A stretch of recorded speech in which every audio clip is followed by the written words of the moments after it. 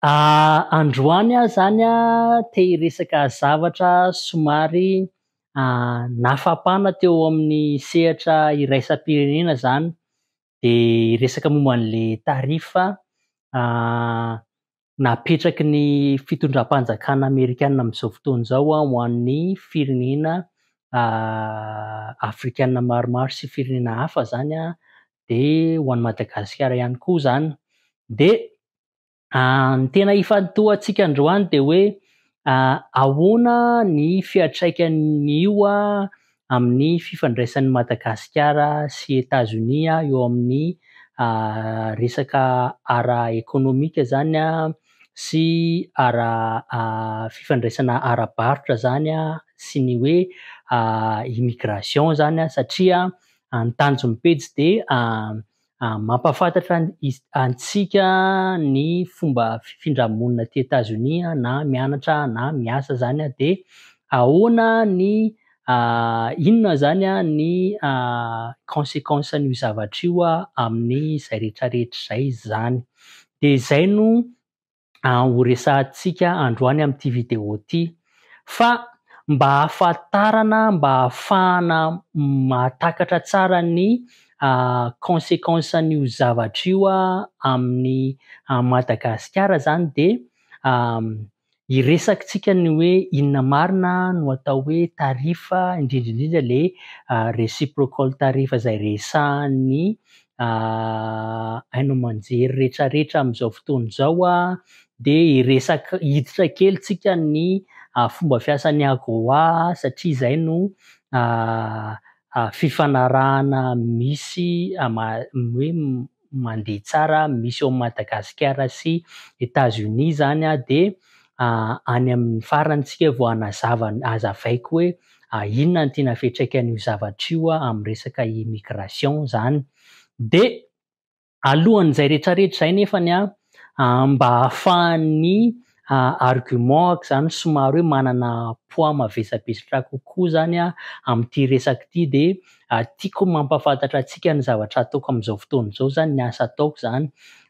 Voalohany indrindra aloha zany za mbola mianatra manao master am'zao fotoana zao zany de ny asa ataoko zany analyste ny zavatra ataoko zany hoe mandinika, mamakafaka sy ny sisa de ny tena mampatonga anahy liana am'ty de ny zavatra ataoko am'zao fotoana zao zany de ny hoe ny fiantraikan'ny tarifa apetrakin'ny fitondram-panjakana Amerikanina amin'ny Canada sy Meksika zany. De ny zavatra ataoko manao recherche momba an'io zany za de rehefa vita ny recherche-ko de manao ny analyse de ny zavatra ataonay moa zany fa zay zany no taskako zany de manao ny analyse rehefa vita ny analyse-ko de manao an'izay recommandation kely hitako hoe mety sy tsy mety de omena ny mpampiasa anahy zany. Ny mpampiasa anahy de lawyers zareo zany zany hoe avocat moa zany mety équivalence an'izay any Madagasikara de zareo na zareo manoratra boky na zareo manampy ny support-ny recherche ataon'zareo zany hoe ny zavatra ataoko am'zao fotoana zao zany de tena mifanaraka be amin'ny zavatra mitranga am'ilay vaovao nivoaka iny zany. De hanombohana anazy arak'ilay noteneniko teo de mila fantatra ny hoe inona marina le tarifa indrindrandrindra le hoe reciprocal tarifa zany. Raha tsotsorina lazaina amin'ny fomba tsotra lay reciprocal tarifa zany de hoe firenena anankiroa zany miezaka mba hanana fifandraisana ara-barotra tsaratsara kokoa zany na io hoe mba ahafahan'le firenena anankiroa zany samy mahazo tombony zany de zay no asan'le reciprocal tarifa zany. Omeko ohatra tsika hoe raha ohatra raha eo Madagasikara sy États-Unis ohatra, Madagasikara miteny an'i États-Unis hoe 100% ny tarifan'ireo tomobila amerikanina rehetra vita avy any Amerika rehetrarehetra ireo miditra eto Madagasikara.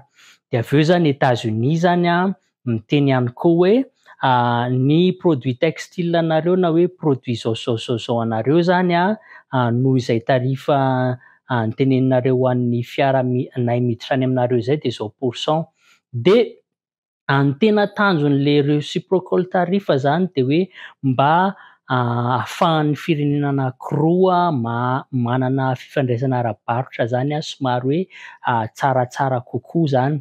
De io stratégie io matetika de mitranga eo amin'ny resaka FTA zany. Ny FTA zany ny atao hoe FTA de free trade agreement zany. Ohatra misy ny atao hoe USMCA zany fifanarahana eo amin'ny Meksika, Canada sy États-Unis.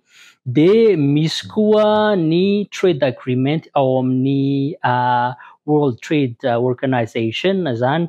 Reny zany de misy reciprocal tariff daholo ny ankabetsahany.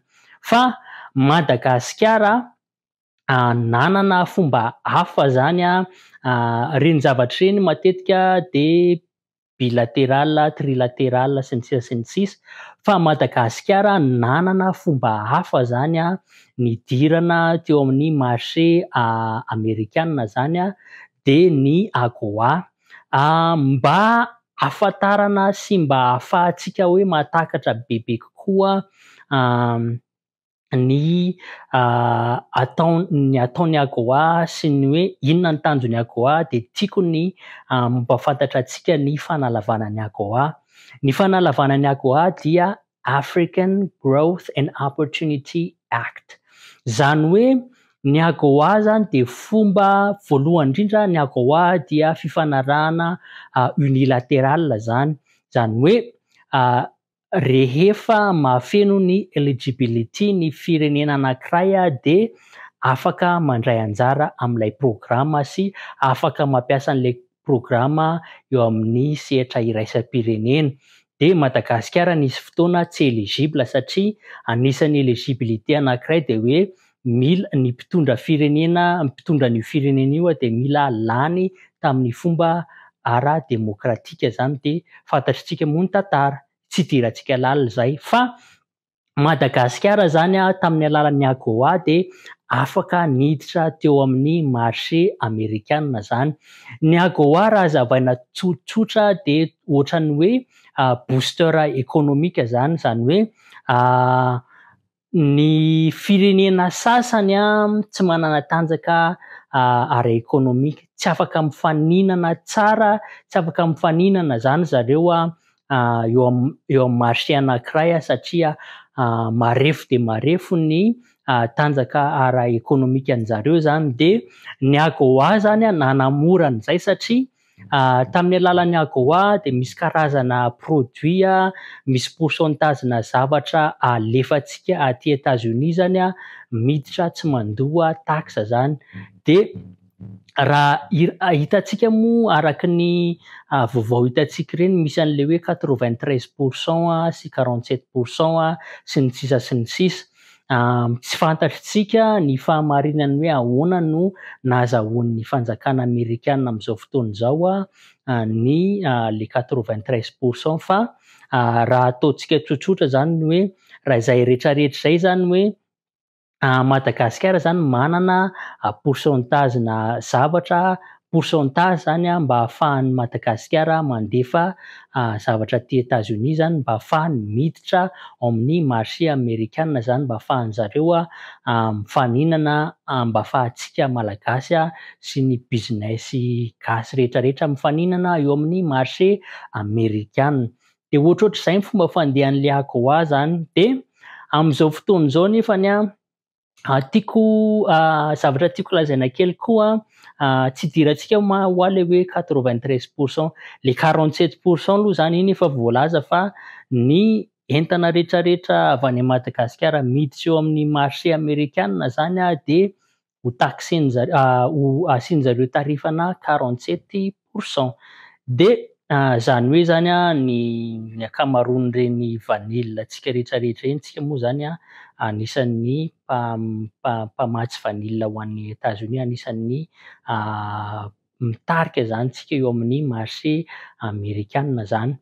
De fa nefany ny tena sûr amin'izao fotoana izao zany na de hoe ambony foana ary any Madagasikara ny chiffre, de Madagasikara manana ny satria ireo fifanarahana fifandraisana ara-bahatra ireo dia mbola manana mbola misy idirany kely eo amin'ny lalan'ny World Trade Organization zany. De nisy recherche maro nivoaka tany aloha tany ny chiffre-ny firenena rehetrarehetra, de Madagasikara hoy zany mbola ambony satria arakaraka io zany no ahafahanao miditra ao amin'ny marché anankiray mba satria ny marché rehetra, ny économie rehetrarehetra tsy mitovy, de omena an'izay chiffre zay ny économie anankiray mba ahafahan zareo zany miekita amin'ny mba ahafahan zareo zany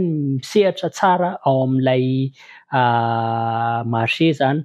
Ny an'ny Madagasikara le izy zany misy ny antsoina hoe ao amin'ny World Trade Organization misy ny antsoina hoe trade weighted average. Ny Madagasikara ny pourcentage-tsika de eo amin'ny 8,03 eo, zany hoe mbola ambony zany io par rapport amin'ny firenena hafa satria ny économie antsika marefo de marefo.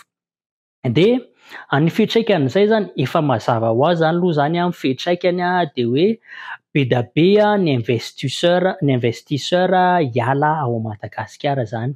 Zany hoe be da be indray zany ny olona tsy hanana asa, be da be satria ny investisseur hitady firenena izay tsy hiaran'le taxe ambony be zany izy, zany hoe 47% zany mety arakaraka hoe ohatrany ahoana fomba igeren'zareo anazy fa zay aloha zany anankiray hena zany ny olona hanana asa any Madagasikara satria hiala ny investisseur maro any Madagasikara.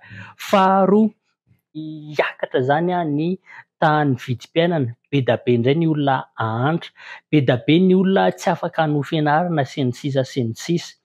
De eo amin'izay tsika no hiditra amin'ilay impact an'le izy amin'ny resaka immigration zany. Voalohany indrindra ny situation économique-na firenena anankiray de misy ifandraisany foana amina opportunité izay mety ho azon'ny mponina ao aminy zany, ohatran'ny Madagasikara zany. De ny impact amin'le izy voalohany indrindra aloha zany vitsy ny ankizy hanana capacité hifaninana amina ankizy hafa izay azahoana vatsim-pianarana satria nahoana rehefa marefo de marefo ny économie tsy misy ny asa de tsy afaka mianatra, vitsy ny ankizy afaka mianatra, de lasa ny voan'le ankizy any am-pianarana zany mihena, de tsy afaka mifaninana izy amin'ny ankizy hafa izay mitovy aminy zany any amin'ny firenen-kafa, zay anankiray. De ny faharoa be da be ny organisation, be da be ny ino ty izy ty, be da be ny orinasa izay mi-investe amina ankizy anankiray mba sponsorisena zany satria ireo olo ireo mety mitady marché any Madagasikara sy ny sisa sy ny sisa, de reny olo reny zany lasa miroro-saina izy de lasa tsy mi-sponsoriser ankizy, de lasa very zany zay opportunité anankiray zay. De misy maromaro le izy fa anisany anankiray tena ahina zany amin'izao fotoana izao satria ny eo amin'ny resaka visa ny tiako resahana, ny ao amina ambasady anankiray rehefa hanome visa olona anankiray, candidat anankiray zany de mijery ny lafiny économie, lafiny situation politique ny firenena anankiray sy ny sisa zany. Raha ohatra zany izy te hanome visa ny rabe ohatra de jereny situation politique ao Madagasikara hoe milamina ve izy amin'izao jereny situation économique mba ahafahany mandray décision zany hoe omena visa ty olo ty sa tsy. Satria raha ohatra tsy stable ny situation politique au Madagasikara, betsaka loatra ny fanonganam-panjakana, betsaka loatra ny activité terrorisme sy ny sisa de tiany ho fantatra hoe i Rabe io ve manana fifandraisana amin'izay rehetrarehetra zay. Tsy hanimba ny fiarahamonina ty États-Unis ve Rabe raha ohatra ka hoe mandeha any, na io mianatra na io miasa sy ny sisa sy ny sisa. De zay zany anisan'ny tena fiantraikany be amin'ny resaka immigration. De rehefa mahantra ilay firenena anankiray de mijery an'izay facteur zay koa ny ambasady. Ho lasa vesatra ho an'ny communauté any États-Unis ve ty olona ray ty de lasa somary strict be zany ny fangalana visa ao amin'ny ambasady ao.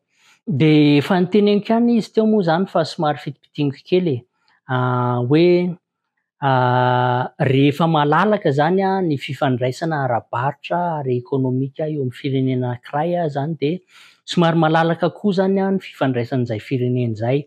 Afaka mifamezivezy na ny olona na ny entana sy ny sisa. Betsaka raha ohatra amin'izao fotoana izao aloha zany de somary mbola tsara ny fifandraisan'ny États-Unis sy Madagasikara zany hoe mbola betsaka malalaka koa ny fandehanan'ny ankizy mianatra aty, malalaka koa ny fandehanan'ny olona mifindra monina aty États-Unis. Rehefa mihenjana nefa io zavatra io de mihenjana daholo ireo zavatra ireo zany. Zany hoe raha fitinina zany de lasa somary sarotsarotra ny mandeha mianatra ho aty États-Unis ho an'ny zaza malagasy. Lasa somary sarotsarotra ny mitady asa avy any Madagasikara mankaty États-Unis zany. De ohatr'izay ny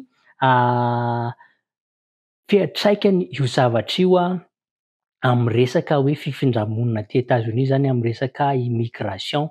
De ny zavatra tokony ataontsika zany zao amin'izao fotoana izao de mila manaraka akaiky ny fizotran'ilay fivoaran'ilay vaovao zany hoe metsara ve le izy satria mety mbola manao essai fotsiny ny fitondram-panjakana Amerikana ve hoe hatsara ny fifandraisantsika amin'ny firenena hafa ve le izy sa hoe hiaratsy sy ny sisa sy ny sisa.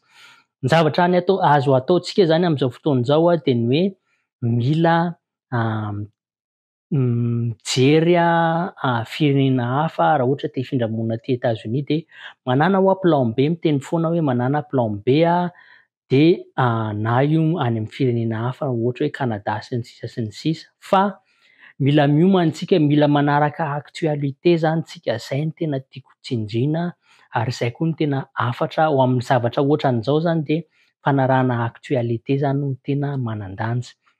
Amin'ny vidéo manaraka hiresaka momba ny hoe ahoana ny fomba fanaovana recherche mety zay no vidéo manaraka fa de manasa antsika hizara an'ity vidéo ty ho an'ny namantsika izay mieritreritra ny hifindra-monina aty États-Unis satria manan-danja be ny vaovao ohatran'ity zany de amin'ny manaraka indray ary fa de maso to.